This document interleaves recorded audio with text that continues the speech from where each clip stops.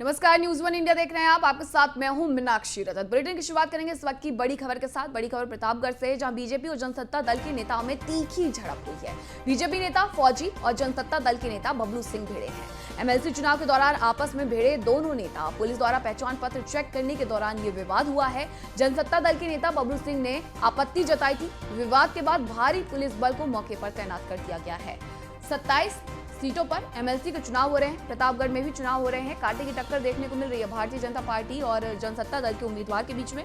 इसी बीच ये बड़ी खबर कि जनसत्ता दल के नेता बबलू सिंह ने जब पुलिस आई, पहचान पत्र चेक करने लगी तो उन्होंने आपत्ति जताई और इसी दौरान भारतीय जनता पार्टी के एमएलसी प्रत्याशी और जनसत्ता दल लोकतांत्रिक के एमएलसी प्रत्याशी के बीच में झड़प हो गई, जिसके बाद भारी पुलिस बल को मौके पर तैनात किया गया है। तस्वीरों में आप देख सकते हैं कि पुलिस बल को यहां पर तैनात कर दिया गया है। एमएलसी के लिए वोटिंग लगातार जारी है। सुबह 8 बजे से शाम 4 बजे तक ये वोटिंग होनी है। दोपहर 2 बजे का वक्त हो गया है और ऐसे में अब ये खबर प्रतापगढ़ से, जहां राजा भैया की पार्टी जनसत्ता दल लोकतांत्रिक के प्रत्याशी बबलू सिंह और बीजेपी प्रत्याशी के बीच में तीखी झड़प देखने को मिली है और वहीं विवाद के बाद पुलिस बल को मौके पर यहां तैनात किया गया है।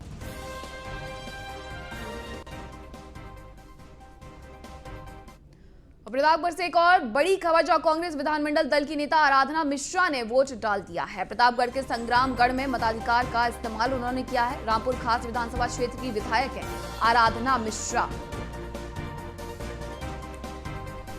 रामपुर खास से वो चुनावी मैदान में थी और विधायकी का चुनाव जीत करके अब एमएलसी प्रत्याशी के लिए वोट कास्ट करने के लिए पहुंची थी आराधना मिश्रा। प्रमोद तिवारी की वो बेटी है, वो नेता जो लगातार कांग्रेस के लिए जीत का दूसरा पर्याय रहे हैं और आराधना मिश्रा को उन्होंने अपना राजनीतिक उत्तराधिकारी बनाया।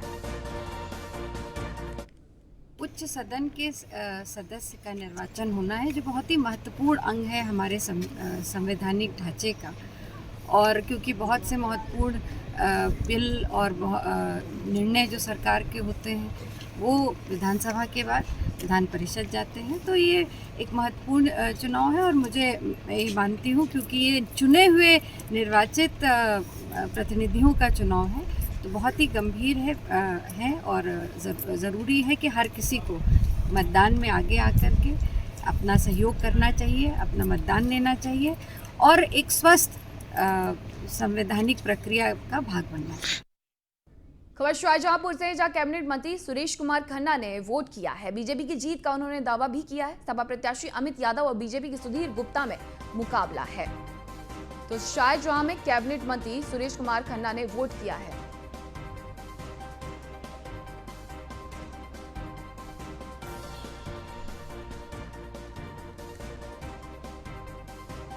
सपा प्रत्याशी और भारतीय जनता प्रत्याशी के बीच में कांटे की टक्कर है। शाहजहांपुर में कैबिनेट मंत्री सुरेश खन्ना ने अपना वोट कास्ट कर दिया है। इस दौरान उन्होंने भारतीय जनता पार्टी की जीत का दावा भी किया है। सपा प्रत्याशी अमित यादव और बीजेपी के सुधीर गुप्ता के बीच में कड़ी टक्कर देखने को मिल रही है। 27 सीटों पर कड़ी टक्कर है समाजवादी पार्टी और भारतीय जनता पार्टी के बीच में। हालांकि विधानसभा के चुनाव भारतीय जनता पार्टी ने जीते हैं, ऐसे में पक्ष भारतीय जनता पार्टी के भारी दिख रहा है। उसी लोकतंत्र ने उन्हें विधायक बनाया, उसी लोकतंत्र में वो विधायक बने। जिसकी वो हत्या की बात करते हैं, उसी लोकतंत्र में। मंत्री जी, 100 दिन का एजेंडा क्या है? बुलडोजर ही चल रहा है सिर्फ। देखिए, एक बात बताएं आपको, सभी विधायक, सभी जब विभाग अपना अपना एजेंडा तय कर देते हैं, उसके बाद हमारा विभाग जो है उसी के ऊपर फाइनेंशियल सपोर्ट जो है निर्धारित करता है। सभी विभागों ने अपना अपना एजेंडा 100 दिन का तय किया है। हम जल्दी उसके ऊपर फाइनेंशियल एक्सरसाइज करके उसको जारी करेंगे। उसी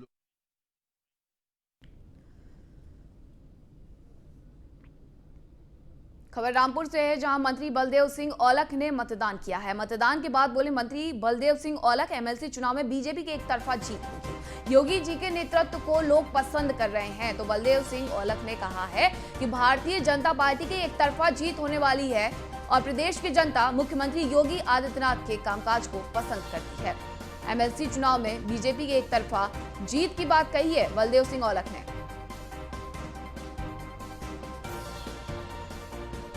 वोट डालने के लिए वो पहुंचे थे, वोट कास्ट किया और उसके बाद मीडिया से रूबरू हुए रामपुर में और मंत्री बलदेव सिंह औलख ने कहा कि एक तरफा जीत सुनिश्चित है एमएलसी चुनावों में भारतीय जनता पार्टी की। साथ ही उन्होंने कहा कि योगी आदित्यनाथ के कामकाज को जनता पसंद कर रही है।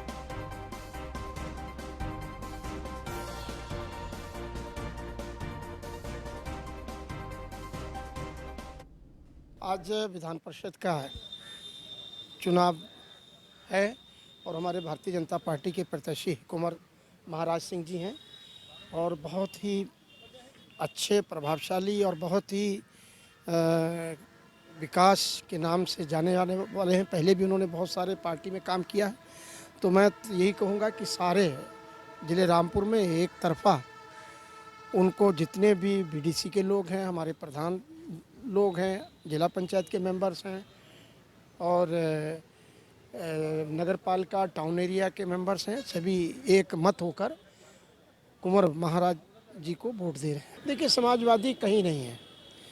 जो 9 अनापोज भी चुने गए हैं और जिनका चुनाव भी हो रहा है 27 लोगों का, वो भी अनापोज जैसी स्थिति है। एक तरफा लोग माननीय योगी जी के नेतृत्व में पसंद कर रहे हैं और एमएलसी जीत के जाएंगे, अपने क्षेत्र का विकास करेंगे और पार्टी ने बहुत अच्छे और जुझारू लोगों को टिकट दिया है, वो जीत के जा रहे हैं। आज 27 सीटों पर मतदान लगातार जारी है। दोपहर 2 बजे का वक्त हो गया है, शाम 4 बजे तक ये मतदान होने वाले हैं और लगातार भारतीय जनता पार्टी की तरफ से यही दावा किया जा रहा है कि एक तरफा जीत होने वाली है। हमारे साथ यादराम भारती गाजियाबाद से जुड़े हैं और एसके वाजपेयी लखनऊ से जुड़ गए हैं। यादराम, अगर गाजियाबाद की बात करते हैं तो यहाँ पर माहौल कैसा है, उथल पुथल क्या देखने को मिल रही है? चुनाव को लेकर काफी उथल पुथल है और आज इस समय 1 बजे तक मतदान, अगर परसेंटेज की बात की जाए तो करीब 80% जो मतदान है वो गाजियाबाद में हो चुका है और 2 बजे के जो आंकड़े हैं वो आने अभी बाकी हैं।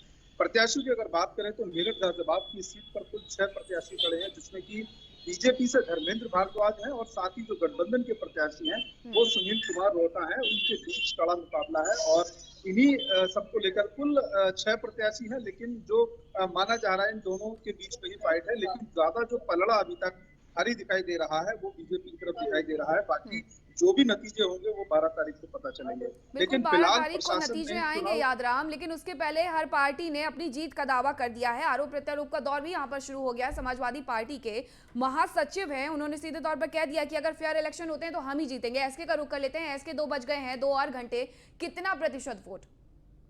बिल्कुल, अभी आधिकारिक तौर पर प्रतिशत जारी नहीं हुआ है। हालांकि जो हमारी अधिकारियों ने बात की है करीब 70% पूरे उत्तर प्रदेश में, और अगर हम राजधानी लखनऊ की बात करें तो 74% अब तक लखनऊ राजधानी में हो चुका है। हालांकि जितने भी वीवीआईपी थे, जिसमें उत्तर प्रदेश सरकार के मंत्री शामिल हैं, विधायक शामिल हैं, 403 उत्तर प्रदेश विधानसभा के विधायक हैं, जिसमें सत्ता पक्ष के भी हैं, विपक्ष के भी हैं। दोनों तरफ के विधायकों के वोट लगातार जारी हैं। जो उत्तर प्रदेश सरकार में मंत्री बन चुके हैं उनके वोट लगातार हो रहे हैं। जो एमएलसी हैं उत्तर प्रदेश सरकार में, जो सांसद हैं उत्तर प्रदेश से, चूंकि 80 सांसद हैं जिसमें से 63 भारतीय जनता पार्टी के हैं, वो लगातार कहीं ना कहीं इस चुनाव में वोट कर रहे हैं। उसके अलावा जो राज्यसभा के सांसद हैं, जैसे हम अगर राजधानी लखनऊ की बात करें तो संजय सेठ बीजेपी के राज्यसभा सांसद हैं जो कि लखनऊ में वोट कर चुके हैं। ब्रजलाल जो कि उत्तर प्रदेश में डीजीपी रहे हैं और वर्तमान में बीजेपी के राज्यसभा से सांसद हैं, वो भी अपना वोट कास्ट कर चुके हैं। पूर्व deputy CM doctor Dinesh Sharma, उसके अलावा पूर्व मंत्री महेंद्र सिंह जैसे कई चेहरे हैं उत्तर प्रदेश सरकार में। दर्जा प्राप्त राज्य मंत्री मोहसिन रजा भी अपना वोट कास्ट कर चुके हैं। तो कहीं ना कहीं लगातार जो वोटर्स हैं उनके वोट जा रहे हैं। यही एक वजह है कि अगर हम देखें तो जो प्रत्यक्ष चुनाव होता है जिसमें जनता के जरिए प्रतिनिधि चुने जाते हैं, उनका वोट प्रतिशत कम रहता है। लेकिन चूंकि यह प्रत्यक्ष चुनाव है जिसमें जनता के चुने हुए प्रतिनिधि एमएलसी को चुनते हैं, उनके वोट लगातार जारी हैं। अगर हम लखनऊ में देखें तो 10 मतदान केंद्र है, जिसमें राजधानी लखनऊ का जो वीवीआईपी बूथ है वो नगर महापालिका का मुख्यालय है, वहां पर लगातार नगर निगम मुख्यालय पर ये वोट लगातार जारी है। और कहीं ना कहीं लगभग सभी राजधानी लखनऊ में, चूंकि 9 विधानसभाएं हैं जिसमें सत्ता पक्ष और विपक्ष दोनों के विधायक हैं, सभी ने लगभग वोट डाल दिया। जिस तरीके के बयान राम गोपाल की तरफ से आए, कुछ ऐसा ही बयान राजधानी लखनऊ के मध्य से विधायक जो कि रविदास मेहरोत्रा हैं, उसके अलावा उत्तर प्रदेश सरकार में समाजवादी पार्टी की सरकार के दौरान मंत्री भी रहे, उनका भी कहना था कि कहीं ना कहीं बीजेपी सत्ता का दुरुपयोग कर रही है। हालांकि ये आरोप जरूर वो लगा रहे हैं, लेकिन कहीं ना कहीं जो परिस्थितियां अभी तक दिखाई दे रही हैं वो भारतीय जनता पार्टी के पक्ष में जाती हुई दिखाई। एसके 27 सीटों पर जिस तरीके से जंग हो रही है, भगवा या लाल रंग यहाँ सवाल बना हुआ है। भगवा एक तरफ आश्वस्त नजर आ रहा है कि हम ही जीत दर्ज करेंगे, तो लाल रंग क्या अब अपनी हार के डर से आरोप प्रत्यारोप लगा रहे हैं? क्योंकि 12 अप्रैल को अभी 2 से 3 दिन बचे हुए हैं और उसके पहले ही उन्होंने परिणाम अपने हिसाब से ही घोषित करने शुरू कर दिए कि अगर हम हारते हैं तो इलेक्शन फेयर नहीं हुआ है, और अगर हम हारते हैं तो धन बल का यहां पर प्रयोग किया गया है।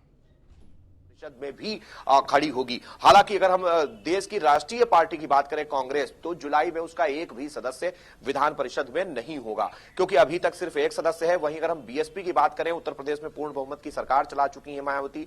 2007 से लेकर 2012 तक अभी उनके 4 एमएलसी वर्तमान में हैं। हालांकि एक एमएलसी बीजेपी में शामिल हो चुका है, लेकिन अब अगर हम देखें तो मई जून में उनके 3 एमएलसीओं का कार्यकाल खत्म हो जाएगा, जिसके बाद उनका कोई भी एमएलसी नहीं बचेगा, सिर्फ एक एमएलसी के।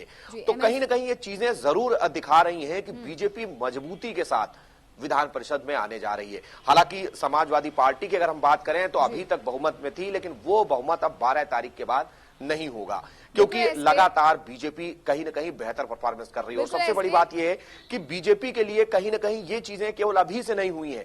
2017 से लगातार भारतीय जनता पार्टी ने कोशिश की कि विधानसभा में अच्छा प्रदर्शन किया जाए, स्थानीय निकाय के चुनाव में अच्छा प्रदर्शन किया जाए, और कहीं ना कहीं उसका फायदा अब बीजेपी को यहां मिलता हुआ दिखाई दे रहा है। इसमें कई चुनावों के प्रतिनिधि शामिल हैं, जिसमें 2017 से तैयारियां की जा रही है भारतीय जनता पार्टी की तरफ से, और शायद इसी के नतीजे, इसी के परिणाम 12 अप्रैल को मिलेंगे। सवाल के साथ आपके पास लौटूंगी। यादराम भारती का एक बार रुख कर लेते हैं। यादराम, कितने केंद्र यहां पर बनाए गए हैं, कितने प्रत्याशी हैं, कांटे की टक्कर है, और किस प्रत्याशी की तरफ जीत जाती हुई दिख रही है यहां पे? देखिए, मतदान की अगर तैयारी की बात करें तो यहाँ पर कुल 11 मतदान बूथ केंद्र बनाए हैं, जहाँ पर कई वीआईपी जो है अपना बूथ जो है डालेंगे।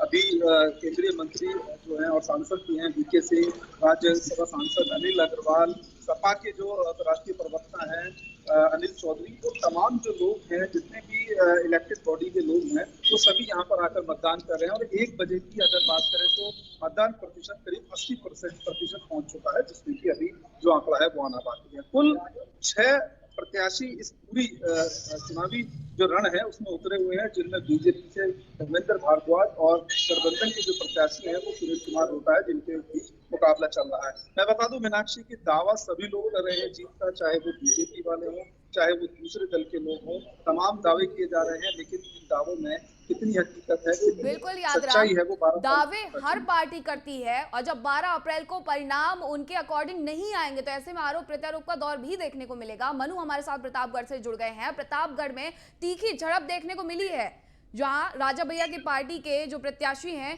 एमएलसी प्रत्याशी हैं, उनके बीच में और भारतीय जनता पार्टी के एमएलसी प्रत्याशी के बीच में क्या कुछ हुआ था? ऐसी पहली खबर आई है ये पूरे एमएलसी चुनावों के दौरान सुबह 8 बजे से लेकर के अभी 2 बजे तक में, कि कहीं झड़प भी देखने को मिली है। प्रतापगढ़ पहला मामला। चुनाव की बात की जाए, ये प्रतापगढ़ बहुत सेंसिटिव जिला माना जाता है, चाहे विधानसभा हो या लोकसभा हो, ऐसे चाहे एमएलसी चुनाव हो या ग्राम पंचायत हो या बीडीसी का, ऐसा कोई भी चुनाव हो, अगर तो प्रतापगढ़ में चुनाव या कुंडा का नाम ना आए, ऐसा हो ही नहीं सकता। वहीं कुंडा की बात की जाए, कुंडा ब्लॉक है जहाँ जनसत्ता दल के प्रत्याशी है एमएलसी के अच्छे प्रताप गोपाल जी, जहाँ वहीं भाजपा के प्रत्याशी है प्रताप सिंह, जहाँ उनका चुनाव चल रहा है, जहाँ वहाँ एजेंट हैं, एजेंट बबलू पूर्व ब्लॉक प्रमुख हैं बबलू सिंह हैं, जो कि एजेंट है, जहाँ भाजपा नेता फौजी बताए जा रहे हैं, जो कि बूथ पर पहुंच गए थे। तो वहीं भाजपा जो जनसत्ता दल के एजेंट है, उन्होंने उनसे पहचान पत्र मांगने की मांगा, देखने की बात की, उन्होंने नहीं दिखाया, तो तीखी नोक झोंक हुई, काफी झड़प हुई, कहा सुनी हुई, गाली गलौज हुआ। वहीं जब बाहर फोर्स खड़ी थी, बाहर फोर्स में भी तीखी नोकझोंक हुई। वहीं सूचना पर भारी पुलिस बल पहुंची। हालांकि बात की जाए तो वहीं एडिशनल एसपी और तमाम भारी पुलिस बल पहुंचे, मामले को शांत कराया गया। बिल्कुल मनु, पहचान पत्र दिखाने पर वो भड़के क्यों, आपसे बात करेंगे, लेकिन उसके पहले खबर दिखाते हैं दर्शकों को कि केंद्रीय मंत्री कौशल किशोर ने न्यूज 1 इंडिया से खास बातचीत की। उन्होंने क्या कुछ कहा, आपको सुनवाते हैं। केंद्रीय मंत्री कौशल किशोर जी, और सर आप आज वोट करने पहुंचे हैं, 27 सीटों पर मतदान हो रहा है, किस तरीके से देख रहे हैं? सभी 27 सीटों पर हम जीतेंगे। इसके पहले की जो सीटें थी 9 करीब हम जीत चुके हैं निर्विरोध। बाकी जो 27 सीटों पर मतदान हो रहा है वो सारी सीटें हम जीतेंगे। 1990 के बाद पहला मौका होगा जब किसी पार्टी के साथ पास दोनों सदनों में बहुमत होगा। निश्चित तरीके से बीजेपी का बहुमत विधानसभा में भी है और विधान परिषद में भी बहुमत होगा। जो कानून बिल विधानसभा में पास होंगे उनको आसानी से हम अपर हाउस में यानी विधान परिषद में पास कराने में सफल होंगे, जिससे जनता का हित का काम होगा और जनता को जल्दी सुविधाएं मिलना शुरू होंगी। समाजवादी पार्टी कह रही है बीजेपी अगर प्रशासन का प्रयोग नहीं करेगी तो हम फिर से जीतेंगे। आप खुलेआम देख रहे हैं, सबको वोट डालने का अधिकार है। कोई प्रशासन का काहे का प्रयोग है? हाँ, प्रशासन का उपयोग निश्चित तरीके से, उपयोग नहीं दुरुपयोग समाजवादी पार्टी अपने कार्यकाल में करती रही है, इसीलिए उसको ये चीजें याद आती हैं। लेकिन भारतीय जनता पार्टी लोकतंत्र पे विश्वास करती है और इसलिए लोकतांत्रिक तरीके से, जनतांत्रिक तरीके से लोगों को वोट डालने का अधिकार है। वोट दे करके लोग बीजेपी को जिताने का संकल्प कर चुके हैं। हाँ, बिल्कुल। ये है केंद्रीय मंत्री कौशल किशोर, जो कि अपनी पत्नी जो कि विधायक हैं जय देवी के साथ वोट कास्ट करने पहुंचे हैं। उनका कहना है कि समाजवादी पार्टी के जमाने में कहीं न कहीं वो गलत तरीके से सरकारी मशीनरी का दुरुपयोग होता था, जबकि हम सदुपयोग कर रहे हैं और जनता ने जिस तरीके से विधान सभा में हमें बहुमत दिया है उसी तरीके से विधान परिषद में भी हम बड़े बहुमत के साथ जीतकर पहुंचेंगे, ताकि कानून और अमेंडमेंट आसानी से किए जा सके और जनता के विकास को आगे बढ़ाया जा सके। कैमरामैन रघुनाथ सोनी के साथ मैं इसके बाद न्यूज़ 1 इंडिया लखनऊ। और बाराबंकी का रुख करते हैं, जहां सांसद उपेंद्र सिंह रावत ने मतदान किया है। सभी सीटों पर बीजेपी की जीत का उन्होंने दावा किया है। रामनगर ब्लॉक की पोलिंग बूथ पर उन्होंने वोट डाला है। बाराबंकी में सांसद उपेंद्र ने अपना वोट कास्ट कर दिया है और कहा है कि बीजेपी सभी सीटों पर जीत दर्ज करेगी। उन्होंने सांसद उपेंद्र सिंह रावत ने मतदान के दौरान कह दिया है कि भारतीय जनता पार्टी ही जीतेगी। तो बीजेपी का दावा हर पार्टी की तरफ, जीत का दावा हर पार्टी की तरफ से किया जा रहा है, चाहे वो बीजेपी हो या फिर समाजवादी पार्टी हो। और बाराबंकी में सांसद उपेंद्र सिंह रावत मतदान करने पहुंचे थे और इस दौरान उन्होंने भी भारतीय जनता पार्टी की जीत का दावा किया है।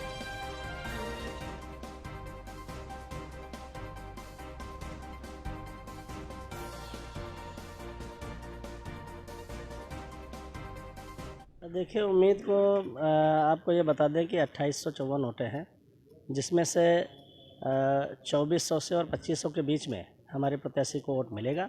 भारी बहुमत के साथ जीत भारतीय जनता पार्टी की होगी। तो उत्तर प्रदेश की बात करें तो कितने एमएलसी, क्योंकि बहुमत में सरकार है, कि क्या लगता है कितने एमएलसी जीत पाएंगे? सरकार बहुमत में हिस्से में जनता का जो रुझान हो भारतीय जनता पार्टी की तरफ है।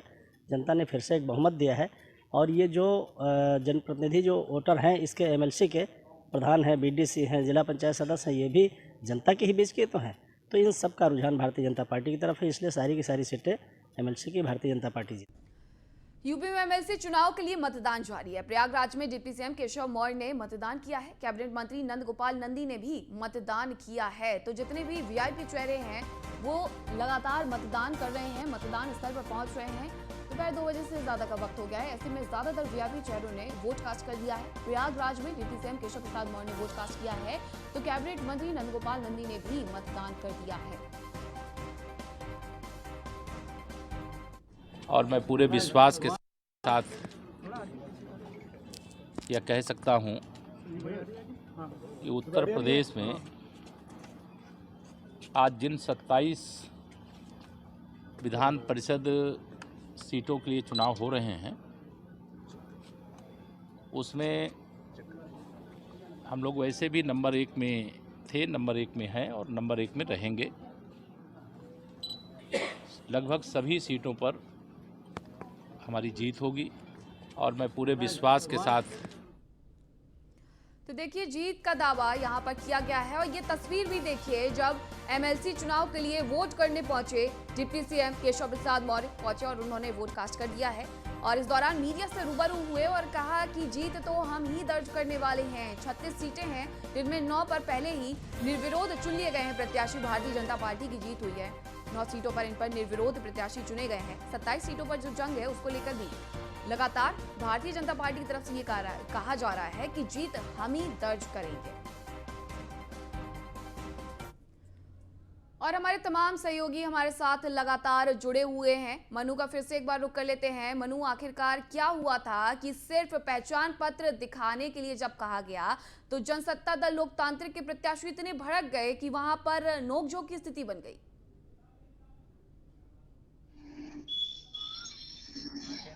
जिला पंचायत तो एक नेता थे, नेता बूथ के पास नहीं जा सकता है, नेता बूथ के अंदर नहीं जा सकता है। वहीं वो जनसत्ता दल लोकतांत्रिक पार्टी के एजेंट थे, जो पूर्व ब्लॉक प्रमुख थे, वो एजेंट थे, वहां बूथ पर खड़े थे।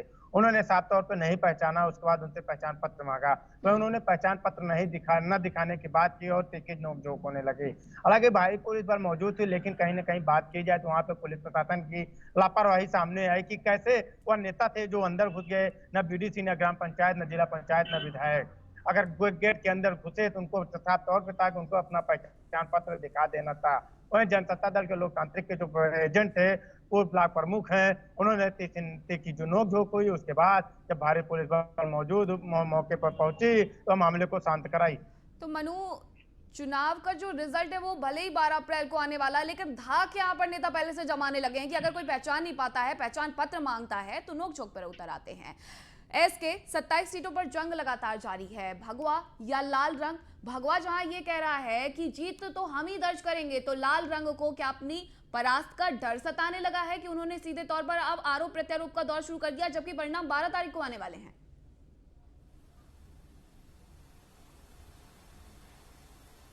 एसके, आपको आवाज मिल रही है? एसके, बिल्कुल, जिस तरीके से रामगोपाल यादव जो कि राष्ट्रीय महासचिव हैं समाजवादी पार्टी में, बड़ा कद है उनका, वो खुद कह रहे थे कि अगर प्रशासनिक मशीनरी का दुरुपयोग नहीं हुआ तो समाजवादी पार्टी फिर से जीत कर आएगी। और साथ ही साथ अगर हम लखनऊ में बात करें तो वरिष्ठ मंत्री हैं रविदास मेहरोत्रा, जो कि उत्तर प्रदेश सरकार में समाजवादी पार्टी के दौरान मंत्री भी रहे हैं और अब वर्तमान में लखनऊ मध्य से विधायक भी हैं। उनसे भी हमने बात की, उनका भी यही कहना था कि पूरी तरीके से सत्ता तंत्र सरकारी मशीनरी का दुरुपयोग कर रहा है, वोटर्स को धमकाया जा रहा है, उन पर वोट देने का दबाव बनाया जा रहा है। ये आरोप लगातार समाजवादी पार्टी की तरफ से लगाए जा रहे हैं। लेकिन फिर भी अगर हम देखें तो लगातार वोट चल रहा है। चूंकि अगर मतदान केंद्र की बात करें तो वहां पर पूरी तरीके से शांति है। खासतौर पर लखनऊ में 10 मतदान केंद्र हैं, किसी पर भी कोई ऐसी अप्रिय घटना या किसी छुटपुट हिंसा की कोई ऐसी खबर नहीं है और बिल्कुल पूरी तरीके से शांतिपूर्ण मतदान लगातार जारी है। और प्रशासन की भी कोशिश यही है कि शांतिपूर्ण मतदान हो। चूंकि ये सभी जनता से चुने हुए प्रतिनिधि हैं तो अभी तक कहीं कोई ऐसी अप्रिय घटना की सूचना नहीं मिली है। और फिलहाल बीजेपी का यही कहना है कि हम पूरी तरीके से सुरक्षात्मक ढंग से सभी को मतदान करा रहे हैं, किसी को मतदान करने से रोका नहीं जा रहा है।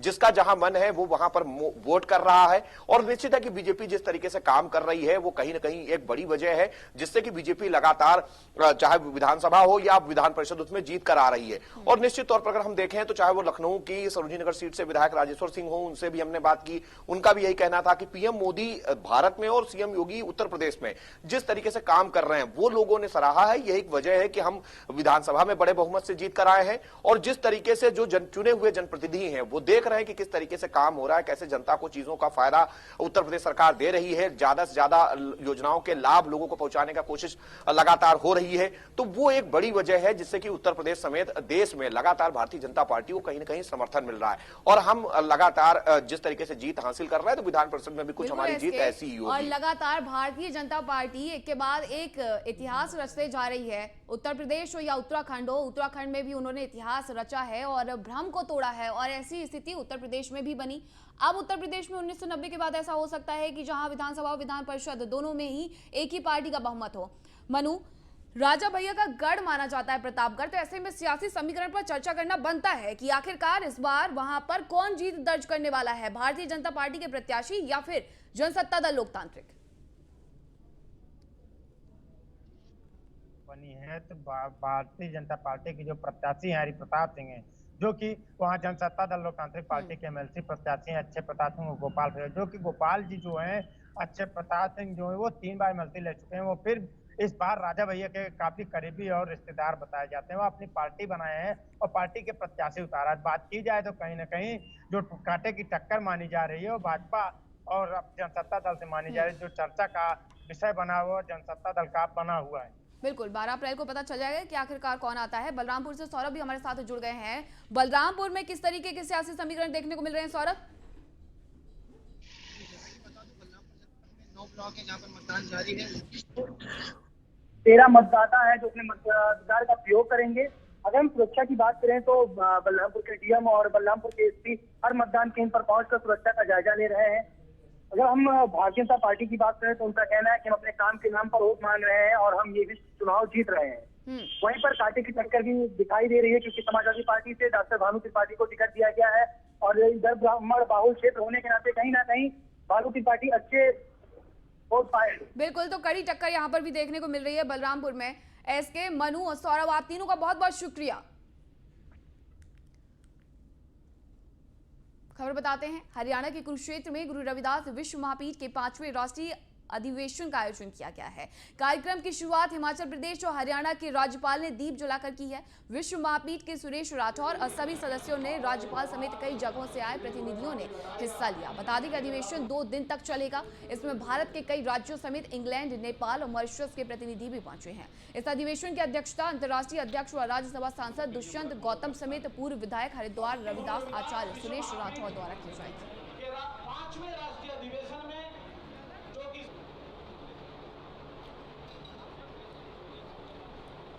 तो गुरु रविदास महापीठ का 5वां महाधिवेशन है। तस्वीरें आप देख सकते हैं, कुरुक्षेत्र में ये महाधिवेशन चल रहा है। कई राज्यों के प्रतिनिधि इसमें हिस्सा भी ले रहे हैं। हरियाणा के कुरुक्षेत्र में गुरु रविदास विश्व महापीठ के 5वें राष्ट्रीय अधिवेशन का आयोजन किया गया है। तस्वीरें आप देख सकते हैं इस अधिवेशन की, और कार्यक्रम की शुरुआत हिमाचल प्रदेश और हरियाणा के राज्यपाल दीप जलाकर की है। ये तस्वीरें हैं जब दीप प्रज्वलित करके इस कार्यक्रम की शुरुआत की गई है। और विश्व महापीठ के सुरेश राठौर और सभी सदस्यों ने राज्यपाल समेत कई जगहों से आए प्रतिनिधियों ने हिस्सा लिया है। आपको बता दें कि अधिवेशन 2 दिन तक चलेगा।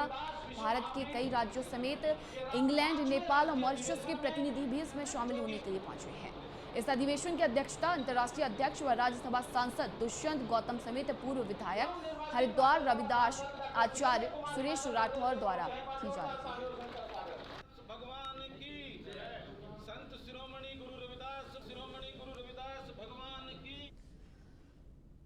और इस बुलेटिन में मेरे साथ इतना ही। देखते रहिए न्यूज़ 1 इंडिया। नमस्कार।